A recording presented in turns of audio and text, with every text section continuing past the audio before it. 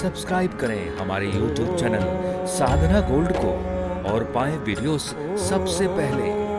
Bell icon दबाना ना भूलें। दूसरों का दुखड़ा दूर करने वाले तेरे दुख दूर करेंगे राम। कोई कोई जीवात्मा में क्या होता है कि ये पूर्व के संस्कार के कारण बचपन से ही परोपकार की भावना होती है। अभी ये इस दुनिया में जो हम देव और दानव बोलते हैं, और देव और दानव में दूसरा कुछ भी नहीं है। जो दूसरों को सुखी करने के लिए जीते हैं वे सब देव है, और जो दूसरों को दुखी करने के लिए जीते हैं वे दानव है। छोटी सी व्याख्या इतनी ही है। जो दूसरों को सुखी करते हैं उतना उसमें देवत्व है, और जो दूसरों को दुखी करता है, जितना दुखी करता है उतना ही उसमें दानवत्व है। दैवी और आसुरी जीव जो हम बोलते हैं ये वही है। और इसीलिए किसी ने कहा है कि कोई कोई का जीवन पूरा परोपकार में व्यतीत होता है। मां कुंती ने कभी भी अपने सुख के लिए सोचा ही नहीं है। वो जो उनको इंद्रप्रस्थ बनाने बालस्वामी, तो भी वो हस्तिनापुर में ही रहती थी। युद्ध के बाद भी वो गांधारी और धृतराष्ट्र का सहारा बनकर ही रही। जब धृतराष्ट्र और गांधारी वन में जा रहे थे तो कुंती भी साथ में चली, नहीं तो अभी तो सब उनको तो कितना सुख था सब, फिर भी नहीं, कभी भी उनका जीवन दूसरों को सुखी करने के लिए था। भगवान श्री कृष्ण का जीवन देख लीजिए आप, कर्ण का जीवन, कर्ण ने अपने लिए कुछ किया ही नहीं कभी भी, दानवीर और परोपकारी आदमी था। कोई कोई लोग ऐसे होते हैं और उनका नाम अजर अमर हो जाता है। इसलिए किसी ने कहा है कि जो खुद के लिए जीता है उसका मरण होता है, और जो दूसरों के लिए जीता है उसका स्मरण होता है। जो खुद के लिए जीता है उसका मरण होता है, और जो दूसरों के लिए जीता है उसका स्मरण होता है। ये दुनिया में आप देख लेना, कोई किसी को पीछे से स्मरण कर रहा है तो इसका मतलब कि उन्होंने दूसरों के लिए जीवन व्यतीत किया है, परोपकारमयी जीवन जिया है। और इसीलिए मैं थोड़े कुछ श्लोक आपको सुनाऊंगा परोपकार के लिए, जो हमारी नीति में स्कंद पुराण में लिखा है। आत्मार्थम जीवलोकोस्मिन् को न जीवति मानवः, परम परोपकारार्थम यो जीवति स जीवति। अपने अपने के लिए तो ये दुनिया में कौन नहीं जीते हैं, सब जीते हैं, किंतु जो दूसरे के लिए जीते हैं वही सचमुच जीते हैं। यो जीवति सह जीवति। और दूसरी बात बताई, सुभाषित का श्लोक है, रविश्चंद्रो घना वृक्षा नदी गावश्च सज्जनाः एते परोपकाराय युगे देवेन निर्मिताः। रवि सूर्य, चंद्र घन माने बादल, वृक्ष, नदी, गाय और सज्जन पुरुष, इन लोगों का निर्माण भगवान ने परोपकार के लिए ही किया है। ये परोपकार ही करते, अपने लिए कुछ करते ही नहीं है।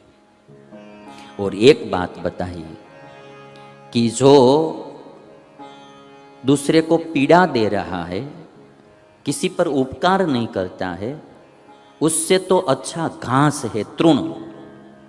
ये तिनका होता है, तृण होता है, वो तृण भी जो इंसान किसी पर उपकार ही नहीं करता है, परोपकार का काम ही नहीं करता है, उससे अच्छा तो तृण है, तिनका है। क्यों? तृणं चाहं वरं मन्ये नरात् अनुपकारिणः, घासो भूत्वा पशून् पाति भीरून् पाति रणांगणे। घासो भूत्वा पशून् पाति। तृण जो होता है वो घास बनकर पशुओं की रक्षा करता है, पशु का पोषण करता है। पशु घास खाते हैं, है ना, तो उसका पोषण करता है। और भीरुन पाति रणांगणे, और कायर आदमी की रक्षा रण में करता है। एक तृण लेकर, मुख में तृण लेकर जाता है तो सामने वाला राजा उसको माफ कर देता है, तो कायरों की रक्षा करता है। तो किसी के ऊपर उपकार नहीं करता है, उससे तो वो बेस्ट है तृण, कि पशु की भी रक्षा करता है और रणांगण में डरपोक आदमी की, डरे हुए आदमी की रक्षा करता है। और इसीलिए एक श्लोक कहा, परोपकार शून्यस्य धिक् मनुष्यस्य जीवितम। जिसके जीवन में कोई परोपकार ही नहीं है, उस मनुष्य के जीवन को धिक्कार है। धन्यास्ते पशवो येषां चर्माप्युपकरिष्यति। पशु को धन्य है कि मरने के बाद उसका चर्म भी, चमड़ा भी किसी के काम में आता है। ऐसे तो मानव मर जाने के बाद कुछ काम में नहीं आता है, बाकी सबका कुछ न कुछ काम में आता है। मर जाने के बाद भी उनकी शरीर की चीजें कोई न कोई व्यक्ति को कुछ न कुछ काम में आती है। और इसीलिए कहा, परोपकाराय फलन्ति वृक्षाः, परोपकाराय वहन्ति नद्यः, परोपकाराय दुहन्ति गावः, परोपकारार्थमिदं शरीरम। ये नदी परोपकार के लिए बहती है, वृक्ष परोपकार के लिए फल फूल देते हैं, और गाय परोपकार के लिए दूध देती है।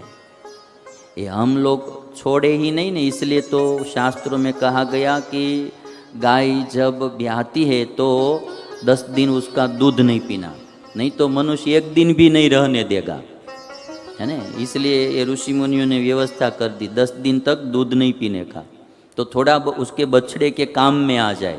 बाद में तो ये केवल बछड़े को दूध आ जाए स्तन में तब तक ही छोड़ते, तुरंत ले लेते हैं, है ना।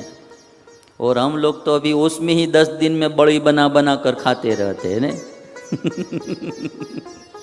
मनुष्य छोड़ने वाला है नहीं। तो परोपकार थोड़ा करना चाहिए। ऐसे कोई कोई में ऐसी परोपकार की भावनाएं होती है, थोड़ा कुछ माने लेट गो करना पड़ता है, लेट गो करो, थोड़ा परोपकार करो तो जीवन सफल होगा। अपने के लिए ही केवल जीना वो जिंदगी नहीं है। अभी और कहते हैं लोग कि कोई कोई आते हैं तो कहते हैं स्वामी जी यदि मेरे पास पैसे होते हैं तो मुझे बहुत बड़ा काम करने का मन हो रहा है, पैसे होते हैं तो। बोले पैसे होते हैं तो ही सब होता है, ऐसा थोड़ा है। ये छोटा छोटा परोपकार का काम तो आप कहीं भी कर सकते हैं। पैसे वाले ही परोपकार कर सकते हैं ऐसा नहीं है, गरीब भी परोपकार कर सकता है। परोपकार का काम दूसरे को सुखी करो, दूसरे को किसी को दुखी मत करो। अपने स्वार्थ सिद्ध करने के लिए ये देश की व्यवस्था को आप बर्बाद मत करो, समाज की व्यवस्था को बर्बाद मत करो निजी स्वार्थ की सिद्धि के लिए।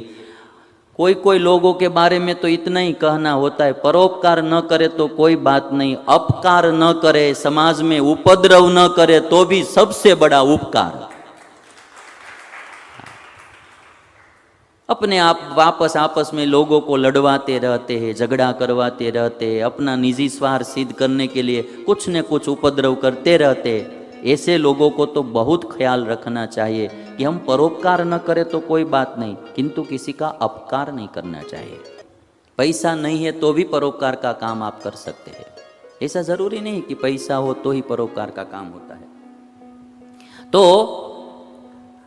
मेरा कहने का मतलब है कि हम सबको जीवन में थोड़ा थोड़ा परोपकार का कार्य करना चाहिए। किसी ने बहुत अच्छी बात लिखी है, 2 दिन की जिंदगी मुस्कुरा के बिता लो, 2 दिन की जिंदगी मुस्कुरा के बिता लो, पराये है जो उन्हें अपना बना लो, पराये है जो उन्हें अपना बना लो। परोपकार का कार्य करके, थोड़ी मदद हेल्प करके उसको अपना बना लो। 2 दिन की जिंदगी मुस्कुरा के बिता लो, पराये है जो उन्हें अपना बना लो। पैसे तो किसी के साथ जाएगा नहीं, पैसे तो किसी के साथ जाएगा नहीं, तो दान करके थोड़ा पुण्य कमा लो। साथ में तो जाने वाला नहीं है हमारे पास, कुछ भी हमारे पास है, तन है, मन है, धन है, कला है, कुछ बुद्धि है, कुछ भी है, उसके द्वारा समाज का कल्याण करो, उस पर उपकार करो, परोपकार करो। मिली थी जिंदगी किसी के काम आने के लिए, मिली थी जिंदगी किसी के काम आने के लिए, पर वक्त बीत रहा है पैसा कमाने के लिए। मिली थी जिंदगी किसी के काम आने के लिए। महात्मा गांधी की जिंदगी, सरदार वल्लभ भाई पटेल की जिंदगी, बहुत लोगों की जिंदगी आप देखेंगे दूसरे के काम आने के लिए जी आई। मिली थी जिंदगी किसी के काम आने के लिए, पर वक्त बीत रहा है पैसा कमाने के लिए।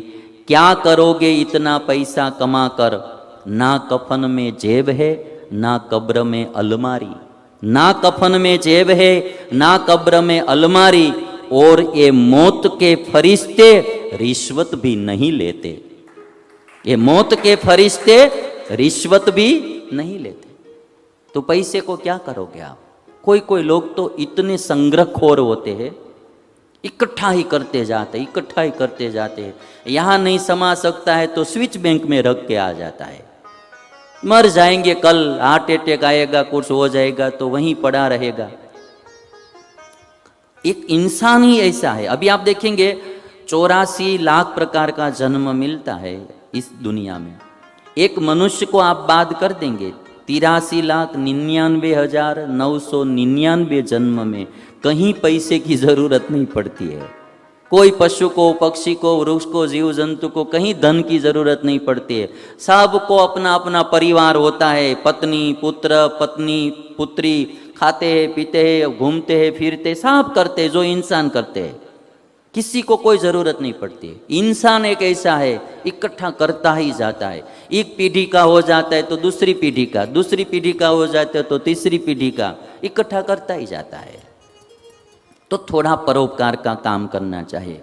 नदी का पानी मीठा है, सागर का पानी खारा है। क्यों?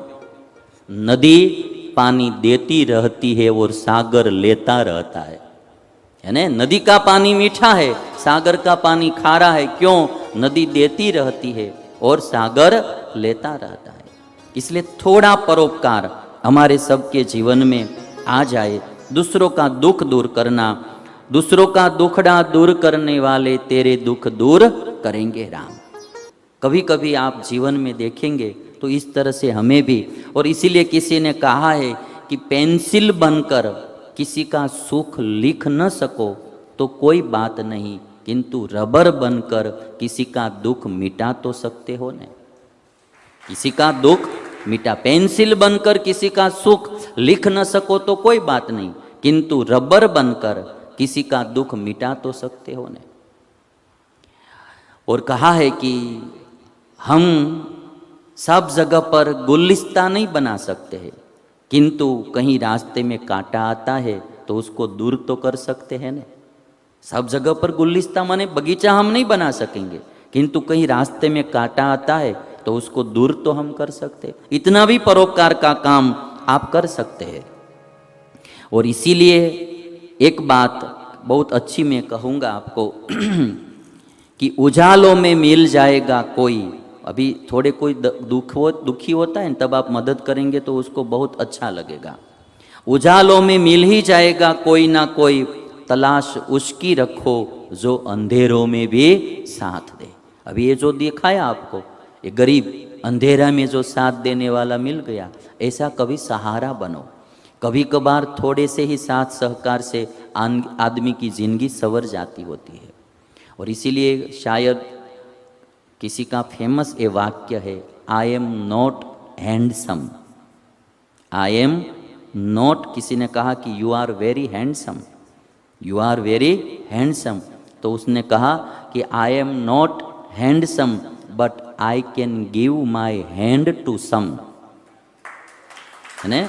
आई am not handsome but I can give my hand to some who needs help, who needs help, I can give my hand to some who needs help. और उसने कहा कि beauty is in heart not in hand, beauty is in heart not in hand और not in face. मुख पर भी सुंदरता नहीं होते, सुंदरता दिल में होती है।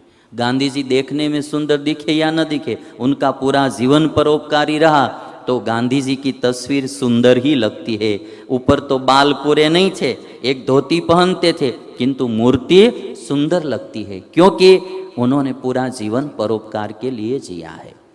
हमारे जीवन में से कोई को भोजन कराना। अभी अभी आप देखेंगे कोरोना काल में कितने लोगों ने परोपकार का काम किया, तो थोड़ा हमारा जीवन भी परोपकारी बने।